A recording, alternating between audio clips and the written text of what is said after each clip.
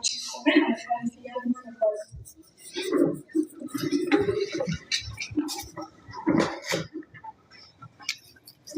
ከቁጥር 19 ጀምሮ ማቴዎስ ወንጌል ምዕራፍ 6 ከቁጥር 19 ጀምሮ አነባለሁ። ኢየሱስ ብልና ዝገት በሚያጠፉት ሌቦችም ቆፍረው የሚሰርቁት ዘንድ ለእናንተ በምድር ላይ መዝገብ አትሰብስቡ። ነገር ግን ብልም ዝገትን በማያጠፉት ሌቦችም ቆፍረው በማይሰርቁት ዘንድ ለእናንተ በሰማይ መዝገብ ሰብስቡ። መዝገብህ ባለበት ልብ ደግሞ በዚያ ይሆናልና። ቁጥር 25 ላይ ስለዚህ እላችኋለሁ ስለ ነፍሳችሁ በምትበሉትና በምትጠጡት ወይም ስለ ሰውነታችሁ በምትለብሱት አትጨነቁ። ነፍስ ከመብል ሰውነትን ከልብስ አይበልጥምን?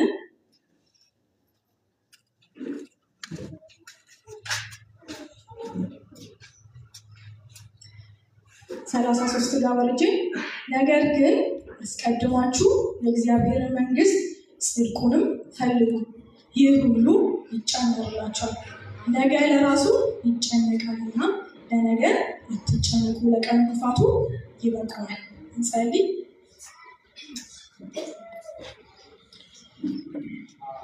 ጌታ ሆይ እናመሰግንሃለን። አንተ አምላካችን ነህ፣ አባታችን ነህ። ስለወደድከን ልጆች ስላደረግከን እጅግ አድርገን እናመሰግንሃለን። አንተ መልካም አባታችን ነህ፣ መልካም እረኛችን ነህ። አንተን ስናመሰግን የሆነልን አንቆጥርም፣ ያደረገልን ብዙ ነውና እግዚአብሔር ሆይ እጅግ አድርገን እናመሰግንሃለን። ነገሩ ባይሆንም አንተ ትመሰግናለህ፣ ምክንያቱም አንተ አምላክ ነህና እናመሰግንሃለን። ስለወደድከን እናመሰግንሃለን። ከአንተ ጋር ህብረት እንዲኖረን ስለፈቀድክልን እናመሰግንሃለን። ውድ ልጅን ሰጥተን ልጆችን ስላደረግከን እጅግ አድርገን እናመሰግንሃለን። ክብር ሁሉ ለአንተ ይሁን። ደግሞ እግዚአብሔር ሆይ እንጸልያለን፣ ቃልህ ይናገራል፣ ደግሞ ይለውጣል። ትሰራለህ፣ ለደካማው ትሰራለህ፣ ለብርቱ ትሰራለህ። እንሰማሃለን፣ አንተ ተናገረን። መንፈስ ቅዱስ አንተ ተናገረን። ልቦቻችን በጌታ በኢየሱስ ስም እንዳይደነዝዙ ቃልን የተከፈቱ እንዲሆኑ በኢየሱስ ስም የምንሰማው ለራሳችን ብለን እንድንሰማ ቃልህ መስታወት ነውና ስንሰማ ቃልህን ራሳችንን ማየት እንድንችል መስተካከል ያለበት ነገራችንን እንድናስተካክል በኢየሱስ ስም ጸጋ ይርዳ። አብሮነት ከኛ ጋር ይሁን በጌታ በኢየሱስ ስም።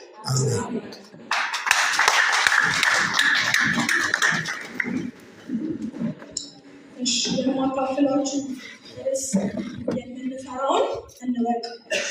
አሜን። የምንፈራውን እንወቅ። ፍርሃት እንግዲህ በዚህ ሰዓት ሁላችንም ማለት ማንም የማይፈራ እስከማይሆን ድረስ ሁላችንም በጣም በፍርሃት ውስጥ ነን። ፍርሃት ምንድን ነው? በህይወታችን ሂደት ውስጥ ኔጌቲቭ ነገር እንዳይገጥመን ማሰብ፣ መጨነቅ ማለት ነው። በህይወታችን የምንሄድባቸው ጉዞዎች አሉ። እነዛ ጉዞዎች ውስጥ ኔጌቲቭ ነገር ወይም አሉታዊ ነገር እንዳይገጥመን መስጋት ነው። እንግዲህ አሁን በዚህ ሰዓት ብዙ የአንዳንዳችን ብንጠይቅ በጣም የምንፈራው ነገር አለ።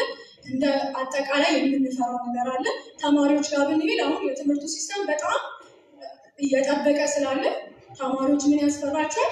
ማለፍ ያስፈራቸዋል። ጥሩ ውጤት ማምጣት ያስፈራቸዋል። ሰራተኞች፣ ነጋዴዎች ምን ያስፈራቸዋል? ግብር አይደለም። እንደዛ ብዙ የሚያስፈሩ የሚያሰጉ ነገሮች አሉ። ወጣቶች ጋር ብንሄድ ትዳር ያስፈራል አይደል? ከየትኛው ሰው ጋር ነው የምንሆነው? የትኛው ሰው ይሻለኛል? በጣም ፍርሃት ነው የእያንዳንዳችን ማለት ነው። ምናልባት አልፈናቸው ሊሆን ይችላል አንዳንዶቻችን። አንዳንዶቻችን ጋር ደግሞ ገና የሚመጡ ፍርሃቶች አሉ ማለት ነው። እና እያንዳንዳችን በዚህ ሰዓት ሁሉም ሰው ፍርሃት ውስጥ ነው ያለው ማለት ነው። እንደ ሀገር ስናይ የኢኮኖሚ ሁኔታ አለ፣ የፖለቲካ ሁኔታ አለ፣ ሰላም ማጣቱ አለ፣ የሀገራችን ሁኔታ። ወላጆች አያምኑም ማለት ልጆቻቸው ወጥተው ስትገቡ በጭንቀት በፍርሃት ነው ያሉት። የአደጋ ሁኔታ አለ፣ የተፈጥሮ አደጋ አሁን በቅርቡ የተከሰተ እንደው አንዳንዶቻችንም ያለንበት ሁኔታ አጋጥሞ ሊሆን ይችላል አይደል? የመሬት መንሸራተት አለ፣ የመሬት መንቀጥቀጥ። እነዚህ ነገሮች ሁሉ ምን ያደርጉልናል? ፍርሃትን ጨምሩናል፣ ወይም ደግሞ ፈሪዎች እንድንሆን አድርገውናል ማለት ነው። እንግዲህ እነዚህ ነገሮች ይሳኩልን ማለት በትምህርት ውጤታማ መሆን፣ በትዳር፣ በስራ እነዚህ ነገሮች ጥሩ እንዲሆኑ ግን እንፈልጋለን። ኖርማሊ ሰው ነን፣ ምድር ላይ ነው የምንኖረው። የፈለገ ክርስቲያን ብንሆን እነዚህ ነገሮች እኛን አፌክት ስለሚያደርጉ አዎ ያስፈሩናል። ነገር ግን መጽሐፍ ቅዱስ እነዚህ ነገሮች እንድንፈራ አልፈቀደልንም ማለት አሁን ያነበብነው እንግዲህ ጌታ ኢየሱስ የተራራው ስብከት የሚባለው ላይ ነው ምዕራፍ 6 ላይ ያለው ሲያስተምር በእነዚህ ነገሮች አትጨነቁ ይላል ማለት ነው። እዛ ጋር የተጠቀሰው ምንድነው? የምትበሉት፣ የምትጠጡት፣ የምትለብሱት ነው። አሁን በእኛ ዘመን ስናመጣው ትምህርት፣ ዳር፣ ስራ እነዚህ ነገሮች ሁሉ አያስጨንቋችሁም። እነዚህ ነገሮች ምንድናቸው ነው? ምድር ላይ የሚሰበሰቡ መዝገብ ናቸው ማለት ነው። ከዛ ይልቁኑ ምን ይላል? በላይ ያለው ማለት በላይ ያለው መዝገብ ስሩ፣ ለዛኛው ተጨነቁ፣ እነዚህ ነገሮች አትፍሩ ይላል ማለት ነው። ለምን አይፈራም ክርስቲያን? እነዚህ ነገሮች ለምን አንፈራም? መጽሐፍ ቅዱሳችን ሲናገር ለምንድን ነው እነዚህ ነገሮች አትፍሩ የሚለው? ከታች ስታነቡት አለ ይናገራል እና መልሱን አንደኛ ከእግዚአብሔር ማንነት የተነሳ ክርስቲያን መፍራት የለበትም። አሜን። ከእግዚአብሔር ማንነት የተነሳ ማቴዎስ 6:31 ላይ ሲናገር ይጠቅስና ለምትበሉት ለምትጠጡት ምናምን አትጨነቁ። እነዚህ ነገሮች ሁሉ ማን ይፈልጋል? አሕዛቦችን ይፈልጋሉ እና እነዚህ ነገሮች ሁሉ የሰማይ አባታችሁ እንደሚያስፈልጋችሁ ያውቃል ይላል ማለት ነው። ስለዚህ እንግዲህ ልዩነታችን ምንድን ነው? እግዚአብሔር አባታችን መሆኑ። አሜን። ስለዚህ እንደ አሕዛብ ሁሌ የምንፈራ ከሆነ ሁሌ የምንጨነቅ ከሆነ በእግዚአብሔር ላይ ያለን እምነት አጠራጣሪ ነው ማለት ነው። ስለዚህ ክርስቲያን ለምን እነዚህ ነገሮች አይፈራም? የሚያስፈልገውን ነገር ሁሉ የሚያውቅለት ደግሞ የሚያደርግለት እግዚአብሔር ስላለ። አሜን። እንግዲህ ወላጆቻችን አባት ለልጁ ያደርጋል አይደል? ሁሉ ነገር ሲያሳድግ በሚችለው አቅም ሁሉ ለልጁ ያስፈልጓል የተባለውን ነገር ሁሉ ያደርጋል፣ የስጋ አባት ማለት ነው። ከዛ ግን የሆነ የሚገድበው ነገር አለ። አንዳንዴ አቅሙ ማይችለው ነገር አለ። ከዛ አዝኖ የሚቀመጥበት ጊዜ አለ እና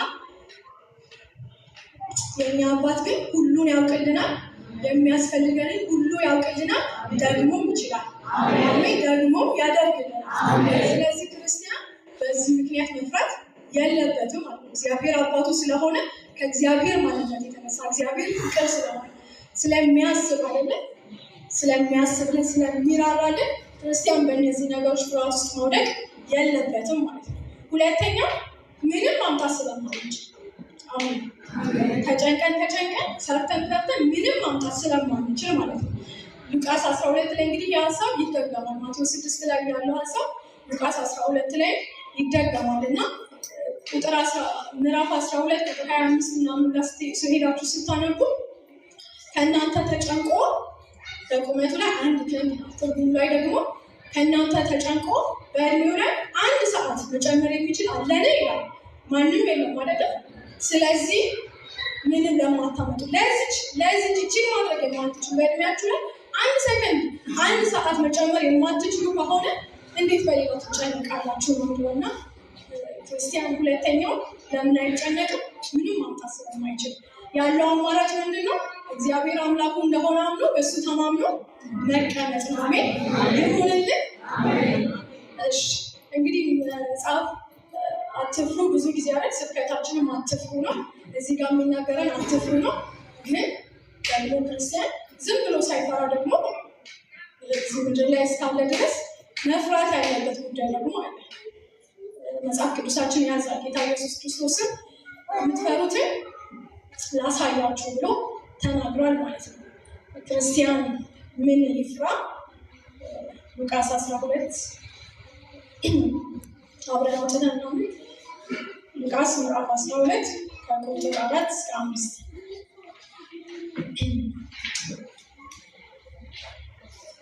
ለእናንተም ለወዳጆቼ እላችኋለሁ ስጋን የሚገድሉትን በኋላ አንድ ስንኳን የሚበልጥ ሊያደርጉ የማይችሉትን አትፍሩ።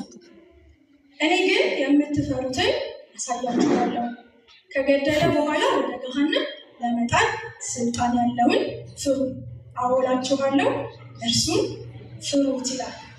ክርስቲያን ማንን መፍራት አለበት? እግዚአብሔርን መፍራት አለበት። እግዚአብሔርን መፍራት ይሁንልን። እግዚአብሔርን መፍራት ይሁንልን። አሜን። ክርስቲያን አዎ በምድር ሲኖር ብዙ መከራ ያጋጥመዋል። ጌታ ኢየሱስ ክርስቶስ እንግዲህ ሲሄድ ሐዋርያትን እስካላችሁ ክርስቲያን ስለሆናችሁ ድረስ በምድር እስካላችሁ መከራ ይገጥማችኋል። ከዛ ግን አትፍሩ እኔ ዓለምን አሸንፌአለሁ ብሏል። ግን ደግሞ መፍራት ያለብን አለ ማለት ነው። እግዚአብሔር ጌታ ኢየሱስ ክርስቶስ እንደተናገረው የምትፈሩትን ላሳያችሁ ሪዝኑን ማስቀምጧል ማለት ነው። እንግዲህ ቅድም እንዳነሳ ነው የተለያየ ሁሉም ሰው ፍርሃት አለው የራሱ ፍርሃት ወይም ደግሞ ቅድም የጠቀስናቸው እንዳለ ፍርሃቶቻችን ሄደው ምን ጋር ያበቃሉ? ሞት ነው።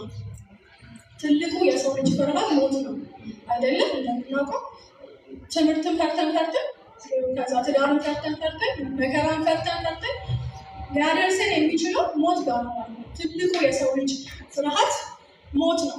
ጌታ ኢየሱስ ክርስቶስ ግን እዚህ ጋር ሲናገር አይታችኋል። ቃል በቃል ሲናገር በጣም አቅርቦት ማለት ነው። ለእኛ ትልቁ የፍርሃታችን ግን ሞት ነው። ትልቁ ማለት ነው። የሆኑ ነገሮች ፍርሃት አሉ። ትልቁ ምን ያስፈራዋል ሰው ልጅ? ሞት።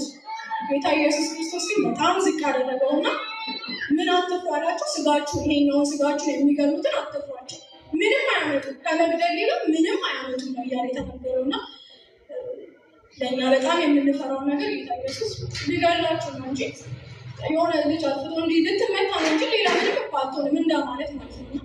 የእኛ ትልቁ ፍርሃትን ጌታ ኢየሱስ አቅልሎት ልትሞቱ ነው፣ ሊገሏችሁ ነው እንጂ ከዛ በለጠ እኮ እናንተ ላይ ምንም አያደርጉም እያለ ነው የሚናገረው እና ከዛ ግን ነገር ግን ማንን ፍሩ? እግዚአብሔርን ፍሩ። ለምን እግዚአብሔርን እንፍራ? ስጋን ብቻ ሳይሆን ከስጋ ሞት በኋላ ያለውን ህይወታችንን የሚወስን ስለሆነ አሜን። ከሞት በኋላ ያለውን ህይወት የሚሰጥ የሚከለክልን ሙሉ ስልጣን ያለው እግዚአብሔር ስለሆነ እሱን ፍሩት ነው። እነዛ ሰዎች ወይም መከራ ወይም ችግሩ ምንድነው ሊያደርግ የሚችለው? ስጋዊ ሞት እንድንሞት ያደርገናል። ከዛ በኋላ ደግሞ ህይወት ይቀጥላል አይደለም? ዘላለም ይባል ነገር አለ። ስለዚህ ዘላለማችን የተወሰነው በእግዚአብሔር ስለሆነ በምድራዊ ነገር አትፍሩ እያለ ይናገራል። ነገር ግን እግዚአብሔርን ፍሩት። ከታች ስታነቡ የባለጠጋው ሰው ታውቃላችሁ አለ ታሪኩ። እንግዲህ ምርትን ሰበሰበ፣ ከበፊቱ የበለጠ ብዙ አገኘና ከዛ ቁጭ ብሎ ማሰመጨነቅ ጀመረ። የት ላድርግ ይሄንን ነገር? ከዛ ጎተራዬን ማስፋት አለብኝ። ከዛ ግን ምንድን ነው እየተናገረ ያለው? በቃ ነፍሴ እምቢ እላታለሁ፣ ጠጪ እላታለሁ፣ ለብዙ ዓመታት የሚሆን ተድላን አግኝተሻል፣ ተደላደይና ተቀመጭ እላታለሁ ብሎ ሲናገር እግዚአብሔር መጣና እንግዲህ በዚህ ማታ ትሞታለህ ብሎ ይናገራል ማለት ነው። እና ሰው በገንዘብ ብዛት ህይወቱ አይለካም ብሎ ከላይም ደግሞ ጌታ ኢየሱስ ክርስቶስ እየተናገረ ነው መጣው ማለት ነው። ስለዚህ እግዚአብሔርን እንፍራ፣ ምክንያቱም ዘላለማችን በእሱ የተወሰነ ስለሆነ ማለት ነው። ከምድራዊ ፍርሃታችን በላይ ለትምህርት ከምንፈራው በላይ ለስራ ከምንፈራው በላይ ለልጆቻችን ለቤተሰቦቻችን ከምንሰራው ለጤናችን ከምንፈራው በላይ ሌላ መፍራት ያለብን ትልቅ ጉዳይ አለ። እሱም እግዚአብሔር ነው።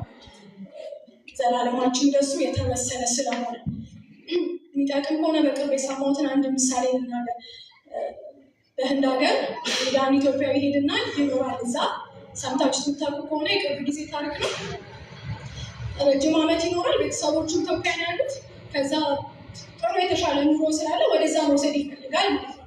ከብዙ ልፋት በኋላ ፕሮሰሱ ይሳካለትና መጥቶ ቤተሰቦቹን ለመውሰድ ቀጠሮ ይዛል። ከዛ ተሳፍሮ ይመጣል።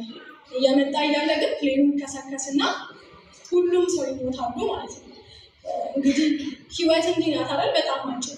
ለፍተን ተሳካልን ስንል ከዛ ደግሞ ሞት ይገጥመናልና ምድር ምንም ተስፋ የላትም። ሞት ጋር ደርሰን እናቆምባታለን። ለዚህ ዘላለም ተስፋ የሆነውን ጥሩ ዋስትና የሆነውን መተማመኛ የሆነውን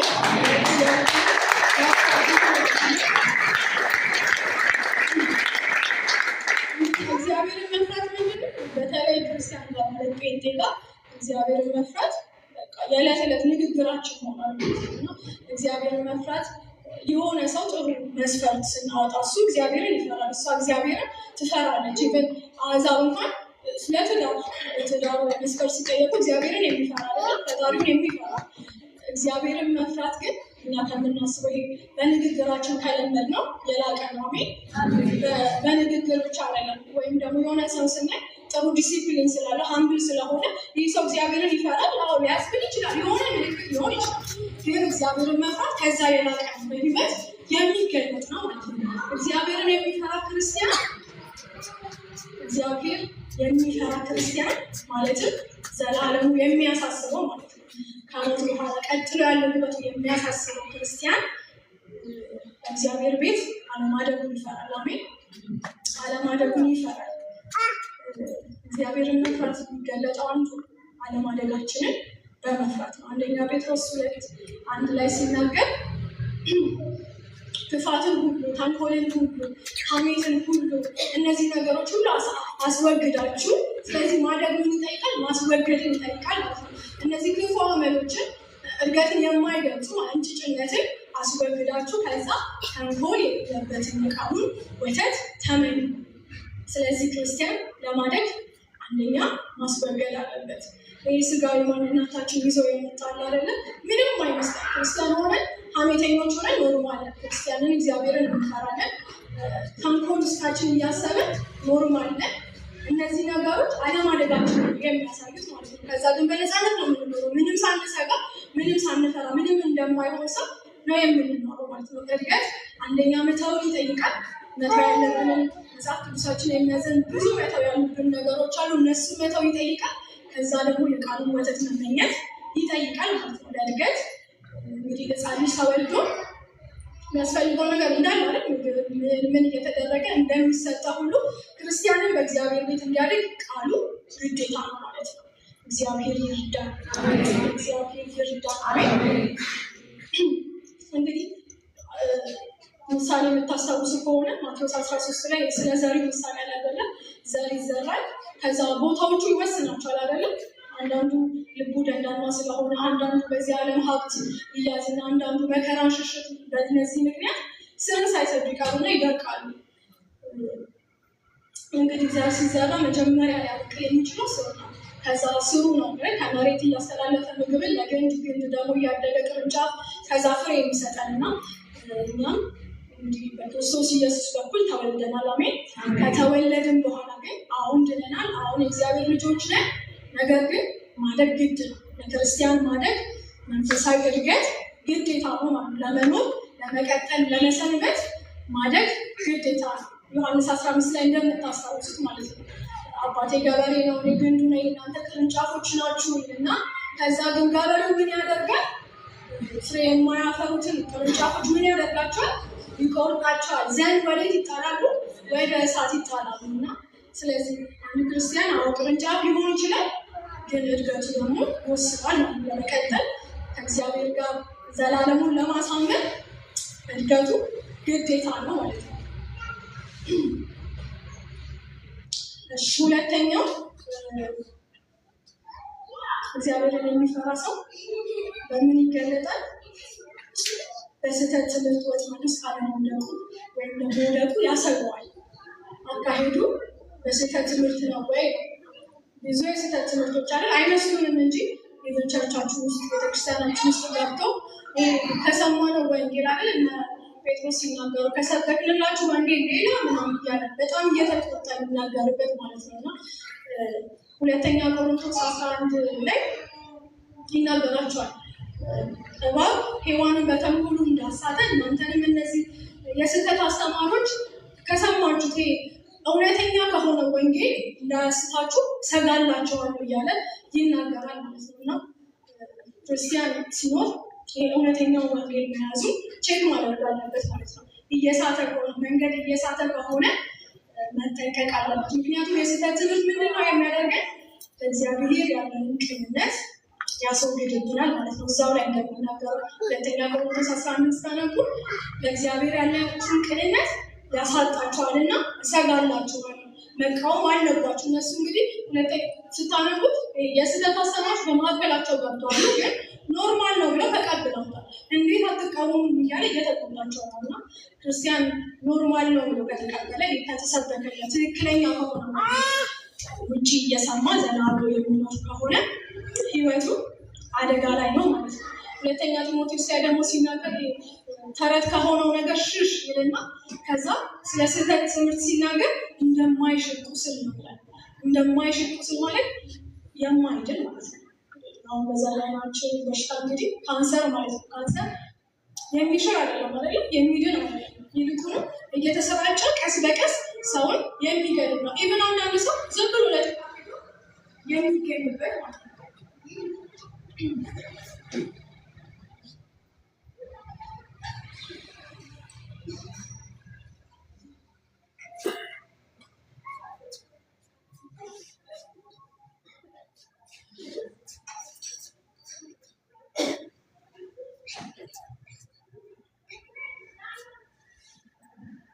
እሺ አንዳንድ ሰው ዝም ብሎ ለቼካፕ ሄዶ ሰምተን የምናውቀው ታሪክ ስለሆነ ካንሰር አለበት ተብሎ ምንም አይነት ጊዜ ሳይፈጅ የሚገድል ነው እና እንግዲህ ውስጣችን ከገባ ትምህርት ኖርማል ነው የሚመስለን ማለት ነው።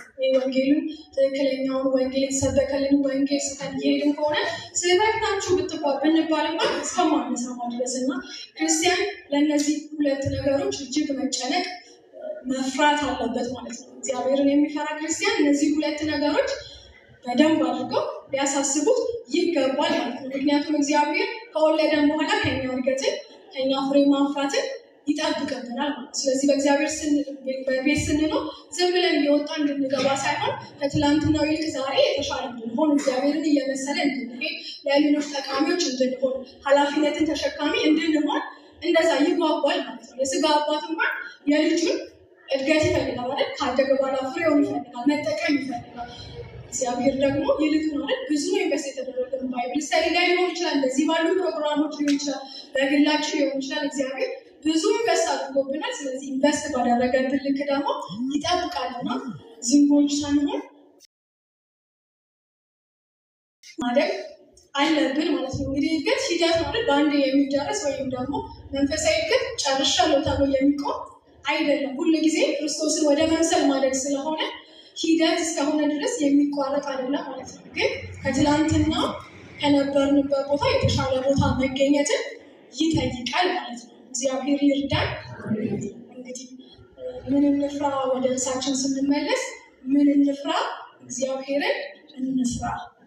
እዚህ ምድር ላይ የሚያስጨንቁንን ነገሮች በእግዚአብሔር ላይ ታምነን ትተናቸው እግዚአብሔርን እንፍራ። ምንም ማምጣት ስለማንችል ፍርሃቶቻችንን ትተን እግዚአብሔርን ብቻ እንፍራ። እግዚአብሔርን የሚፈራ ክርስቲያን ደግሞ ከንግግር ባለፈ በሕይወቱ የሚገለጥ በማደግ ነው። እግዚአብሔርን መፍራታችንን የምናውቀው በማደግ ምክንያቱም ስለምንቆረጥ ስለምንጣል ማለት ነው።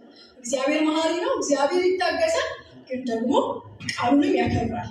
ስለዚህ መጠንቀቅ አለብን። ከስህተት ትምህርት ራሳችንን መጠበቅ አለብን። ይህ ለምድሩ ለስጋችን የሚመች ወንጌል አለ። ብልጽግና ወንጌል ክርስቲያን ችግር አያውቀውም። ኦልሬዲ ድኗል። ሁሉ ነገሩ ሄዳ ነው ስጋውን ምናምኑ። ከዛ ምድር ላይ ያለ ስኬት ሁሉ ለክርስቲያን ይገባል። ይሄ ሀሴት ነው። ምድር ላይ ያለን መከራ አለብን። እንደውም ክርስቲያን መከራ ካልገጠመው ተደላድሎ ከኖረ ራሱን ቼክ ማድረግ አለበት። ይቻለም ለእናንተ አትመችም አይደለም? እንደው አይደለም ለእናንተ ለእኔስ መች ተመቸኝ ብሎ የተናገረው ጌታ ኢየሱስ አይደለም? መሪውን ያልተቀበለ ተከታዮቹን። ስለዚህ ሁሉ ነገር ተድላ በክርስቲያን ምድር ላይ አልተባለም።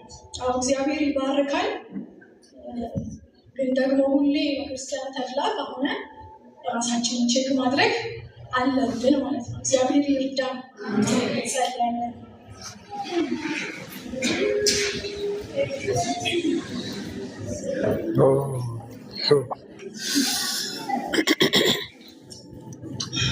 እግዚአብሔር እንዲረዳን ጥቂት አንድ ደቂቃ ያምር ቃሉን እያሰባችሁ እግዚአብሔር ተናግሮናል። አሜን። እና ሌሎችን ፍርሃቶቻችሁን ተዉና እኔን ፍሩኝ ይባል።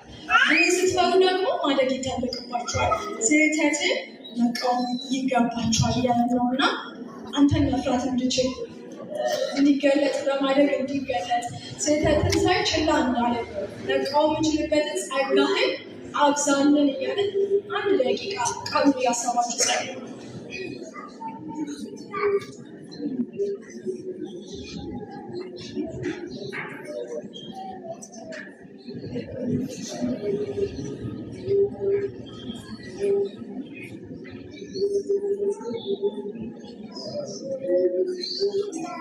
ዓለምን ሁሉ አትርፌ ነፍሴን ግን ለከንቱ ባጎድል ለጊዜያዊ ነገር ብዬ ራሴን ስገል አልፈልግም ራሴን ማየት ለከንቱ ነገር ሲከራተት እግዚአብሔር ሆይ ምለምንን እንድኖር ብቻ በቤትህ እንድኖር ብቻ ነው በቤትህ ዓለሜ ሁሉ አትረፌ ነፍሴን ግን በከንቱ ባዶቴ ለጊዜያዊ ነገር ብዬ ራሴን ስገልጽ እኔ አልፈልግም ራሴን ማየት ለከንቱ ነገር ስጨናነቅ እግዚአብሔር ሆይ ምለምን እንድኖር ብቻ ነው በፊትህ እንድኖር ብቻ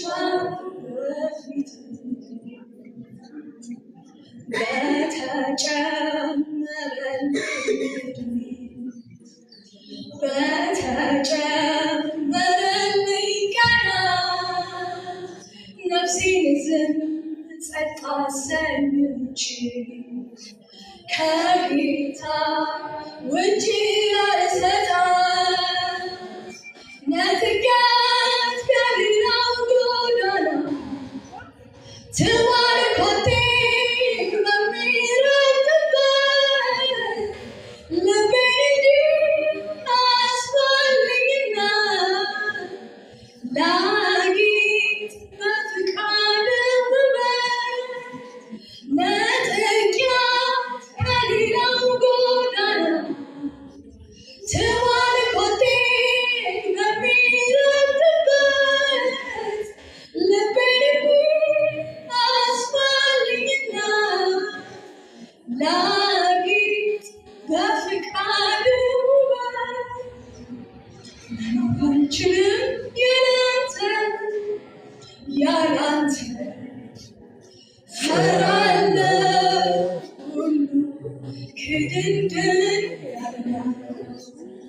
መኖር አልችልም ያላንተ ፈራለሁ ሁሉ ጭልምልም ያለው መኖር አልችልም ያላንተ ፈራለሁ ሁሉ ጭልምልም ያለው ጌታ ሆይ እርዳን፣ እግዚአብሔር ሆይ እርዳን፣ አምላካችን ሆይ እርዳን። እንለምንሃለን። የሚያስችል ጸጋን የምትሰጥ እግዚአብሔር አንተ ነህ። እንለምንሃለን።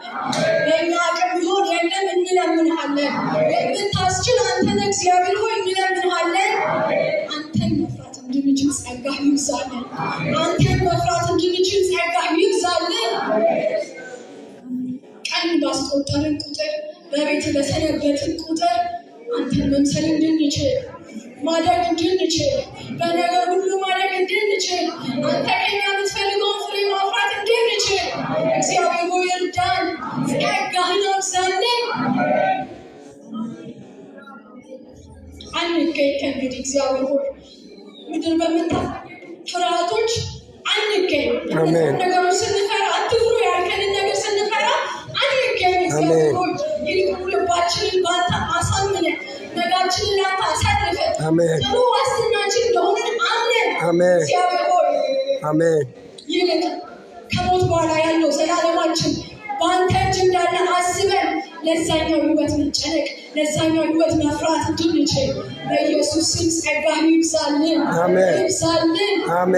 ምድሯ ሰው እንዳያስቀረን እዚህ ተታቀን እንዳንቀር ለሰማዩ ታስበን ምድር እንዳንሆን እግዚአብሔር ሆይ ከሚጣሉት እንዳንሆን ዕለት ዕለት ራሳችን ቼክ ማድረግ እንድንችል ማድረጋችን እንዲያሳስበን በጣም ያስፈራን ነገር ምን ቢባል ለክርስቲያን አለማደጉ እባክህን ማደግ እንድንችል ጸጋህ ይብዛልን። ከቃልህ ጋር መጣበቅ ይሁንልን። አናውቅም የተጣበቅንበት ነገር አናውቅም። ከቃልህ ጋር አታውቀን፣ ከመፈለግ ጋር አታውቀን። ልባችን በዛ ይሁን። እባክህ እርዳን። በእኛ አቅም አንችልም። ፍላጎቶቻችን እንኳን ማሳካት አንችልም። አይደለም እግዚአብሔር ሆይ እባክህ አንተን መፍራት እንድንችል ጸጋህ ይብዛልን። ማድረግ እንድንችል ጸጋህ ይብዛልን። ዘላለማችን እንዲያምርልን ጸጋህ ይብዛልን። ስለምትረዳ እናመሰግንሃለን።